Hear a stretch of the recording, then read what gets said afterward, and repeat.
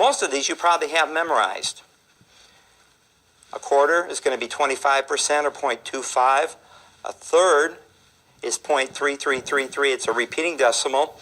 We make that as expressed as a percentage is 33 1/3%. A half, pretty easy, 0.5, 50%.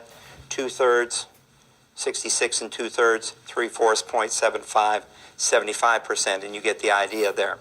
If you've got those memorized, it just makes your problem solving a lot quicker.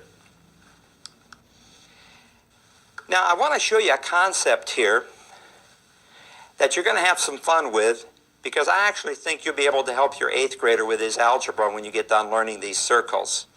And I hate to tell you this is algebra, and so I'm not going to tell you that, but I'm going to tell you it's a way to do those type of problems. And I think you're going to like them. We've used them for many years now. They really come in handy, and I want to sell you on the concept of these because I think you'll have fun with them, and you'll be solving problems that you weren't able to solve before. So let's take a look at this. We're going to be working with a circle, and that circle has 3 parts to it. It has the top portion of the circle, which we're going to call the part. The left-hand portion we're going to call the whole, and the right-hand portion here we're going to call the rate. Let me draw that out.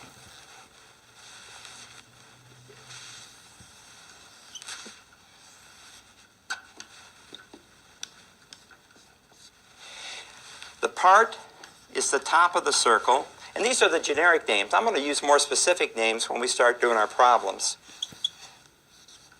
The lower third here is the whole, and the other third is going to be a rate. Now notice I put some dots here, and those are division signs, which says this. It says if you, well, let me backtrack a little bit there. Any problem that you do is going to have to give you 2 parts of the circle. And then you're going to be able to solve for the third part. Any problem that you're going to do is going to give you 2 parts of the circle, and then you're going to have to solve for the third part. And that's almost a guarantee. Nothing in the world's 100%, but that's pretty close. Okay? Now, we're talking about the division signs here, and we said this. If you take the part and divide it by the whole, you're going to get the rate. If you take the part and divide it by the rate, you're going to get the whole. Okay? Now notice across the bottom here this is a multiplication sign. So if the problem gives us the whole and the rate, we know to multiply and we get the part. Or if it gives us the rate and the whole, we know to multiply and we get the part. Same thing, right? So the part divided by the whole is going to give us the rate. The part divided by the rate is going to give us the whole. And I'm going to give you some more specific names for that. We'll make that a lot easier.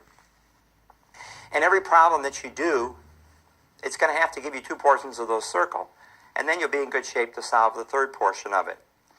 Now, you say, Tom, talk to me about the rate. The rates are pretty easy. The rate has to be either a percent, or it could be so many dollars, say per $100 of valuation or per $1,000. For example, we might talk about a tax rate, a property tax rate, and we would say that was, say, $3 per $100 of valuation. That's another type of rate. You will recognize the rates in the problems, but that's really the only 2 that you see.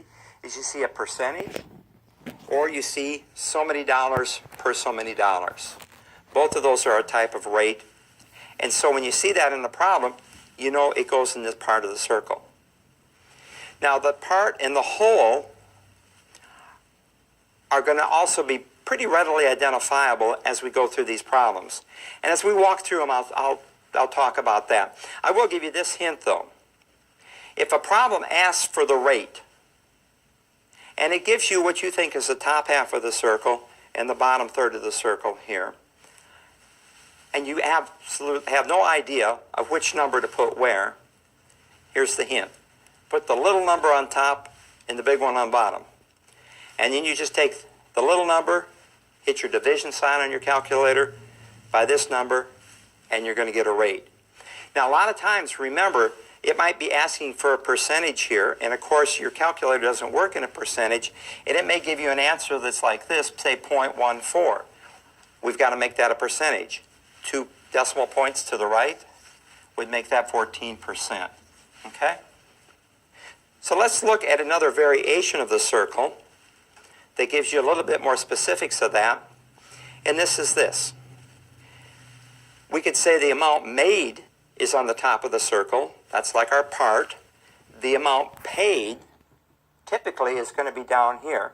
So when you have a question about where should I put the problem says you paid $100,000 for a property and you sold it for $120,000. Well, paid is at the bottom of the circle. I always remember that as I got to reach down into my pocket to pay for something.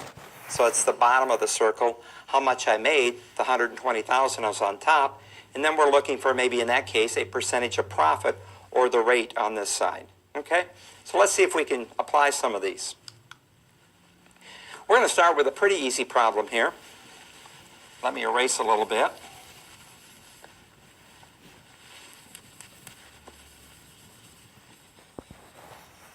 I'll leave my circle up here. And here's step 1. Read the problem, right? Sarah, a real estate salesperson, found a buyer for a $600,000 house. The seller agreed to pay a 6% commission on the sale to Sarah's broker. Sarah's on a 50-50 split with her broker. What is the amount of Sarah's commission? Okay? We said read it, and we said read it again. Very quickly. Sarah, a real estate salesperson, found a buyer for a $600,000 home. The seller agreed to pay a 6% commission on the sale. Sarah's on a 50-50 split with her broker. What is the amount of Sarah's commission? Well, if you're Sarah, you want to know how much you're going to make on this deal, right? Okay. Here's the first hint. Here's the first nice thing about the circles. You can only have one rate per circle. One rate per circle. So when we look at this problem, and I'm going to say that I have no clue how to do this. I have no clue whatsoever. I don't know where I start at all. And you say, Tom, where do you start on that problem? Okay? Here's the way you analyze it. You look at it and you say, how many rates are in here? Well, there's one, 6% commission. Oh, yeah, okay. What about this 50-50 split thing? Is that a rate? I think it is, isn't it? Doesn't that mean that you get 50% of the commission? I think it does. Okay. And so we know we have 2 rates. That means we've got to have 2 circles. So we get down to the bottom of our paper. I'm going to make this a little smaller. So what you want to draw on your paper is this. You want to draw 2 circles because we have 2 rates.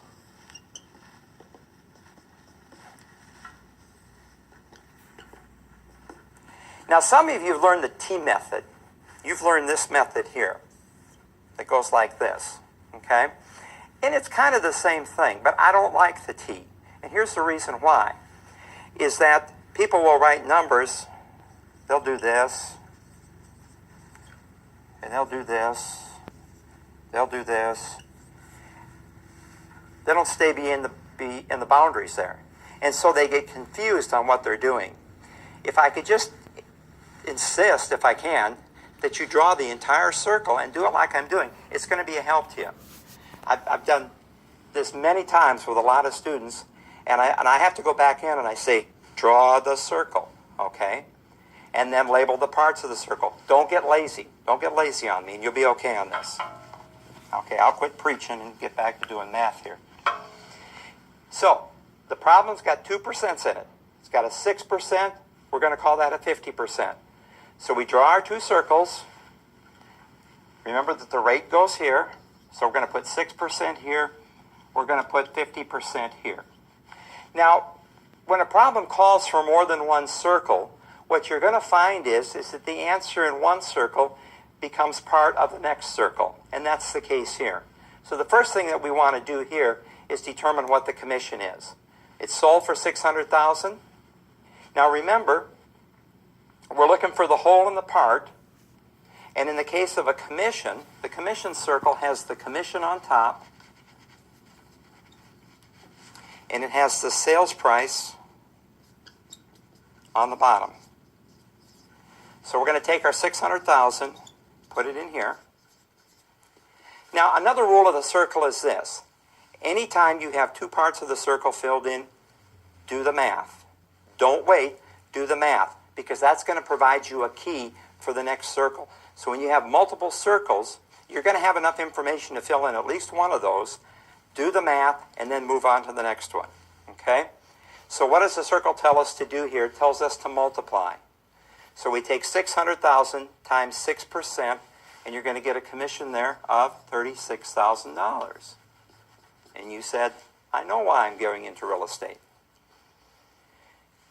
So we have the one circle done, but we're not done yet, are we?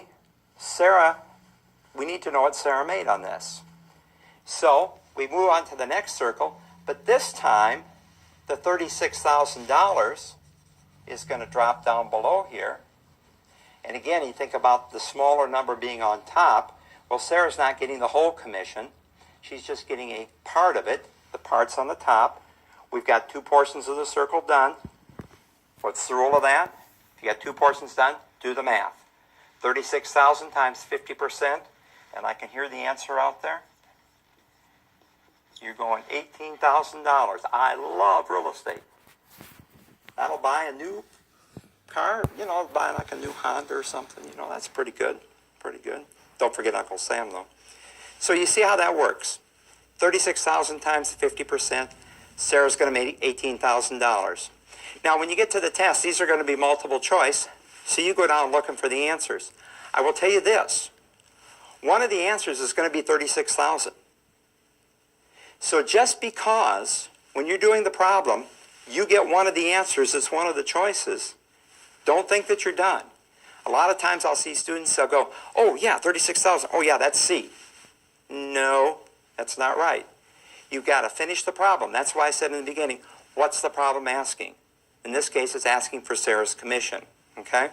And Sarah's commission is going to be $18,000. Okay, let's go on to one more. Let me erase this.